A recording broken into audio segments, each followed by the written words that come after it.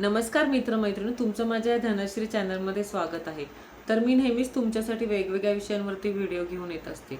तर माझा आजचा व्हिडिओ हा खूप सेन्सिटिव्ह विषयावरती आहे।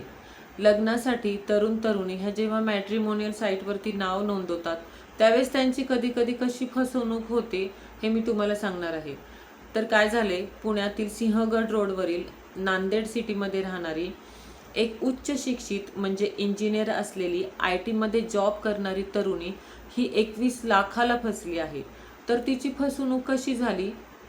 तिने मॅट्रिमोनियल साईटवरती नाव नोंदवलं, त्यानंतर तिची ओळख रायगड जिल्ह्यातील पालघरमधील गोरखनाथ या तरुणाशी झाली। पालघरमध्ये या तरुणाचा रेस्टॉरंट आणि बारचा व्यवसाय आहे।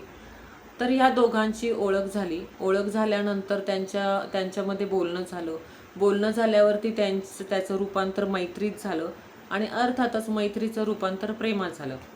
तर ज्यावेळेस त्यांची भेटीगाठी वाढल्या त्यानंतर या तरुणीला 1 लाख रुपये मागितले।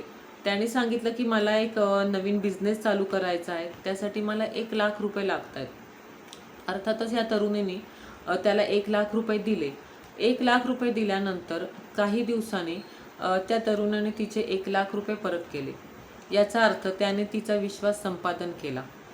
त्यानंतर काही दिवस गेल्यानंतर परत या तरुणाने तिला मला 21 लाख रुपये लागतात, मी परत एक नवीन उद्योग चालू करणार आहे असं सांगितलं।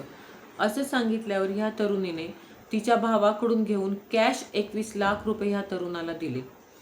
त्यानंतर परत काही दिवस गेले। काही दिवस गेल्यानंतर ह्या तरुणीने आपले 21 लाख रुपये त्याला मागितले।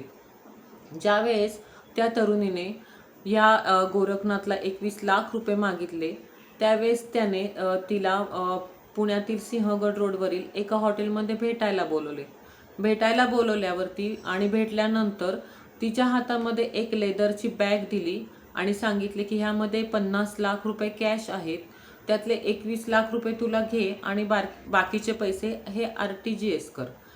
त्या तरुणीला पण अतिशय आनंद झाला की आपले 21 लाख रुपये ह्याने परत केले। मग पण त्याने सांगितले की मी आता ह्या बॅग उघडायचा नंबर विसरलोय, तर तू काय कर, घरी जा, मी नंबर लिहून ठेवलाय, घरी गेल्यानंतर मला कॉल कर, मी तुला कॉलवरती नंबर सांगतो, मग तू ते बॅग उघडून ते पैसे घे। ती तरुणी घरी गेली, तिने त्याला कॉल केला, नंबर विचारला, त्याने सांगितल्यावरती मग तिने बॅग उघडली। बॅग उघडल्यावरती तिला 50 लाख रुपयाच्या खोट्या नोटा त्यात आढळल्या। म्हणजे त्या तरुणाने जी बॅग दिली त्यामध्ये 50 लाख रुपये हे खोट्या नोटा होत्या 50 लाखाच्या। हे पाहून तिच्या पायाखालची जमीन सरकली। मग तिने त्याला कॉल करून विचारले, त्यावेळेस या तरुणाने आपल्याला काही माहीतच नाही, आपणच ही बॅग दुसऱ्याकडून घेतली आहे, मीच म्हणजे त्याने तिला सांगितलं की मीच फसलो की मला हे काहीच माहीत नाही की ह्यात 50 लाख रुपयाच्या खोट्या नोट आहेत असं सांगितलं। आणि असं सांगितल्यावर त्या तरुणीने परत त्याच्यावर विश्वास ठेवला आणि ती परत फसली। त्यानंतर मग काही दिवस गेल्यानंतर तिने परत त्याला 21 लाख रुपये मागितले, म्हणजे मागण्यासाठी फोन केला, तर त्यावेळेस त्याचा फोन तिला स्विच ऑफ लागला। तिने वारंवार फोन करण्याचा प्रयत्न केला, ज्या वेळेस तिने फोन केला त्यावेळेस तिला त्याचा नंबर स्विच ऑफ लागला। त्यावेळेस तिला कळलं की ह्या तरुणाने आपल्याला 21 लाखाला फसवलं आहे, आपण फसलो आहे हे तिला समजलं। हे समजल्यावरती तिने लगेच पोलिसांकडे धाव घेतली आणि त्याची पोलीस स्टेशनमध्ये तक्रार नोंदवली आणि पोलिसांनी सध्या त्याला अटक केली। तर सांगायचा विषय असा आहे की जेव्हा आपण मॅट्रिमोनियल साईटवरती नाव नोंदवतो, म्हणजे हे तरुण तरुणी नाव नोंदवतात, त्यावेळेस प्रोफाईल पाहून किंवा वरवरची चमकधमक पाहून ह्या तरुणी अशा फसतात। तर ह्यात सगळ्यात मोठी चूक काय आहे ह्या मुलीची, की तिने तिच्या आई वडिलांना सांगायला पाहिजे होतं। कारण आई वडील हे वयाने मोठे असतात, तसेच त्यांचा अनुभव पण मोठा असतो। तिने जर आई वडिलांना सांगितलं असतं तर आई वडिलांनी तिला योग्य निर्णय दिला असता। तिची ही सगळ्यात मोठी चूक आहे की तिने परस्पर हा व्यवहार केला।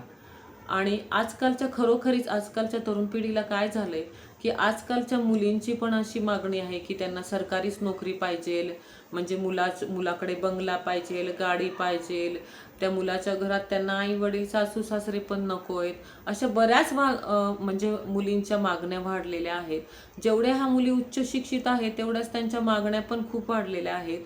पण त्यांना एक समजायला हवं की हे सगळं पाहून लग्न करण्यापेक्षा तो मुलगा किती कष्टाळू आहे, त्याच्यावर झालेले संस्कार किती चांगले आहे, तो किती प्रामाणिक आहे हे पहा आणि मग लग्नाचा निर्णय घ्या.